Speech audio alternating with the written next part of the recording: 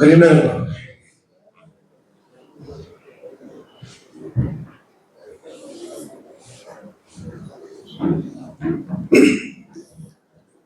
వేదికపై ఆసీనులైనటువంటి Telangana high court bar association అధ్యక్షులు జగన్ గారు, అదేవిధంగా వేదిక ముందు ఆసీనులైనటువంటి తెలంగాణ వ్యాప్తంగా 33 జిల్లాల నుండి ఇచ్చేసినటువంటి అధ్యక్ష ప్రధాన కార్యదర్శులకు, అదేవిధంగా ఇక్కడ ఆసీనులైనటువంటి హైకోర్టు సీనియర్ న్యాయవాదులకు, మహిళా న్యాయవాదులకు అందరికీ కూడా పేరు పేరున హృదయపూర్వక నమస్కారాలు తెలియపరచుకుంటున్నాను.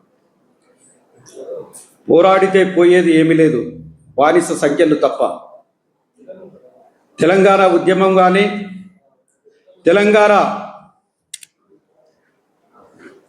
తొలిదశ ఉద్యమం కానీ, మలిదశ ఉద్యమం కానీ, భారత స్వాతంత్ర ఉద్యమం కానీ, భారతదేశానికి స్వాతంత్రం తెచ్చిపెట్టింది కూడా న్యాయవాదులమే.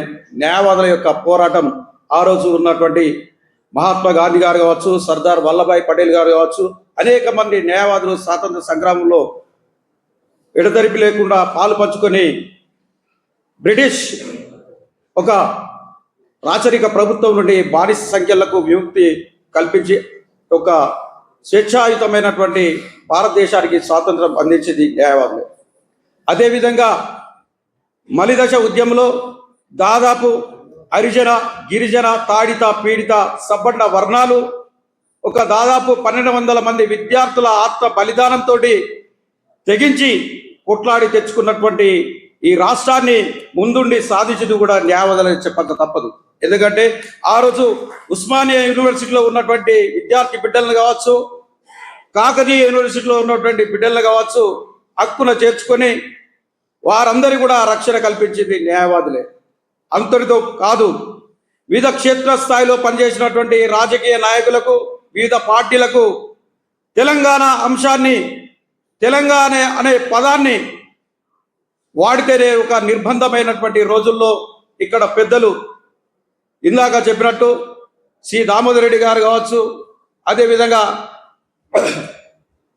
అన్న గతంలో అధ్యక్షులుగా చేసినటువంటి హక్కుల కోసం పరిణమింపజేసి అనేక మందికి బెయిల్ వేసినటువంటి సందర్భంలో ఇక్కడ హైకోర్టుకు ఒక చరిత్ర ఉన్నది. కాబట్టి ఈరోజు 33 జిల్లాల్లో ఉన్నటువంటి అధ్యక్ష ప్రధాన కార్యదర్శులు తీసుకొని ఒక ఉమ్మడి కార్యాచరణను ప్రకటింపజేసే కార్యాచరణను తీసుకున్నందుకు అధ్యక్షుల వారికి హృదయపూర్వకంగా 33 జిల్లాల అధ్యక్షుల కార్యదర్శుల తరఫున మీకు హృదయపూర్వకంగా ధన్యవాదాలు, కృతజ్ఞతలు. 2006లో 4లో వైఎస్ రాజశేఖర రెడ్డి గారు ముఖ్యమంత్రి అయిన తర్వాత వారు వృత్తిరీత్యా డాక్టర్గా ఉన్నారు.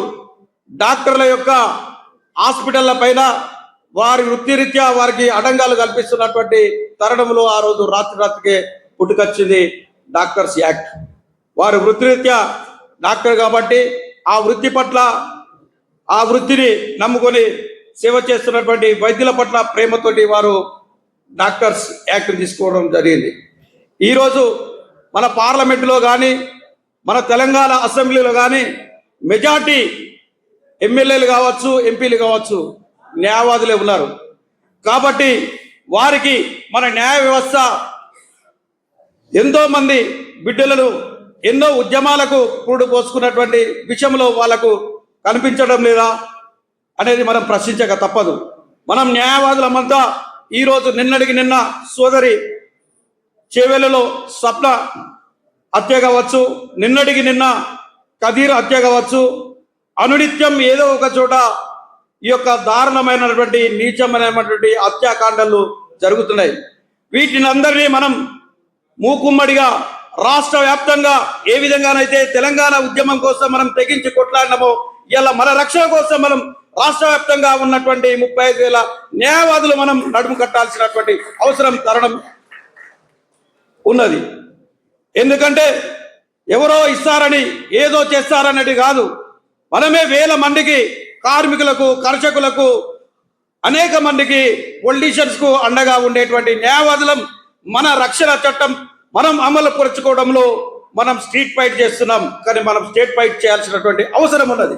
రాజ్యంతో పోరాటం చేయాల్సినటువంటి అవసరం ఉన్నది. కాబట్టి ఈ రాజ్యంలో ఉన్నటువంటి పాలకులు ఏ పార్టీ వారైనా కావచ్చు, అధికారంలో ఉన్నటువంటి క్షేత్రస్థాయిలో ఉన్నటువంటి ముఖ్యమంత్రిని ఇవాళ రాష్ట్ర వ్యాప్తంగా ఉన్నటువంటి 25,000 మంది న్యాయవాదులు మూకుమ్మడిగా, దానికంటే ముందుగా హైకోర్టు బారస్టన్, అదేవిధంగా ఇందాక రాష్ట్రంలో 35 జిల్లాలో ఉన్నటువంటి ఫెడరేషన్ ఒక సమాఖ్యం ఉన్నది.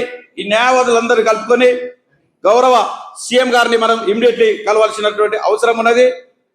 ఏ విధంగానైతే మనం తెలంగాణ పోరాటం కోసం, తెలంగాణ రాష్ట్ర కోసం మండలాల స్థాయిగా మనం కమిటీలు ఏర్పరచుకున్నాం.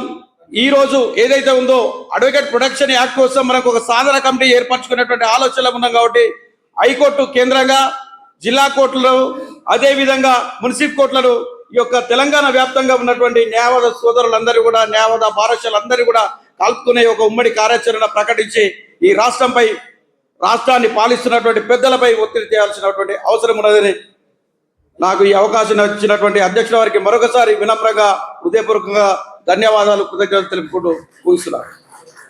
Thank you Nagaraj Bhai.